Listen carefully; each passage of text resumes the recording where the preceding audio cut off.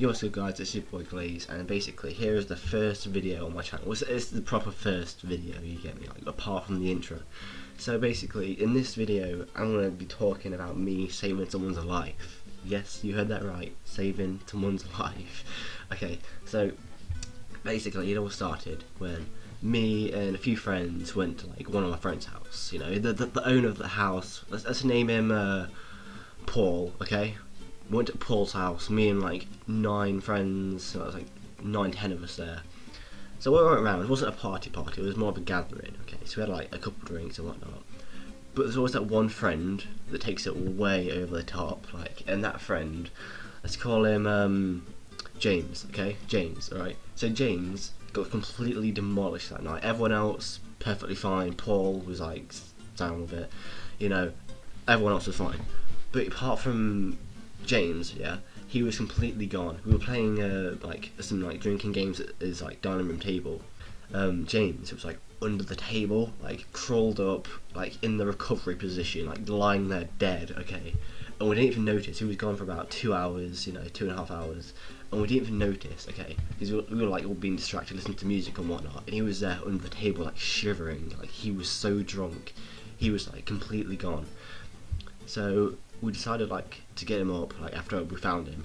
We got him up, he couldn't walk, he couldn't talk, he couldn't move, he was just lying there. Like we tried to like pull him out and he just kind of like rolled. It was like asleep almost. It was really weird, and he wasn't passed out, he was still awake. He was trying to move and he couldn't. He could move his arms, like he couldn't move anything else. And then we got him out from under the table and excuse my phone. And then we got him out from under the table. And then he tried to like get outside to be sick, so he tried to open the back door like onto the patio. And then doing that, like he was completely gone. He couldn't stand right. He pushed the handle down and fell onto the door and like ripped it off the hinges. So the door was hanging off and he was on the floor like outside.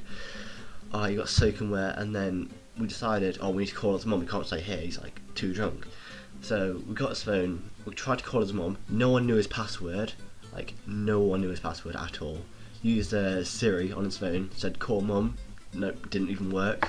So in the end, we put him in the bathroom. He was thrown up everywhere. We couldn't have him downstairs on the carpets. It was so bad. So we put him upstairs in the bathroom. He was being sick all in the toilet, like non-stop, all over himself, on the toilet, on everyone else as well. It was vile. And everyone else, like at that point, stopped drinking. They were like, "No, I'm done. I'm done. I'm done. I'm done." And then, like, we always went to Paul's bedroom just to like chill out and just stop drinking, okay? Because we were like scarred for life by this. So James was like pass out in the bathroom. He properly passed out at this point. He'd been sick so much everywhere. And then me and my other friend, like not Paul or anything.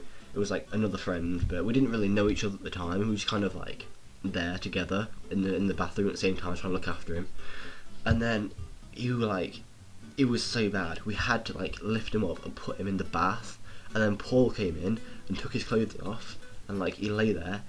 So I decided, you know what, me and this other lad, you know, we're gonna save his life, alright? We're gonna wash him off, you know, give him some water, bring him back to life, revive him, yeah. So it turns out that Paul has like poor plumbing in his bathroom. So we put the hot tap on in the bath. Like we had like a shower head attached to the tap, okay, so it was like a shower pretty much. When we like rinsed him off in the shower, we put on the hot water, but it wasn't actually hot water like from the bad plumbing, and it was freezing cold, like ice cold water, and he was there shivering so bad. Like we didn't even realise it was until my other friend, like we didn't know each other, he touched it and it was like, oh my god, it's just freezing cold, why are we doing this? So immediately we took him out of the bath, lay him down on the floor next to the toilet. He was still being sick, like all over himself.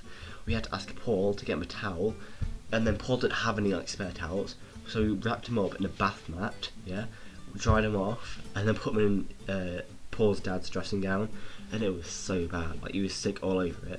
Eventually, one of the friends had James's mum's number, so he called her up, and then like she came down and whatnot, picked him up, and he was gone for. His stepdad had to carry him downstairs. Like literally about 4 days later, he came up to me in school. He was like, "Why'd you do that?"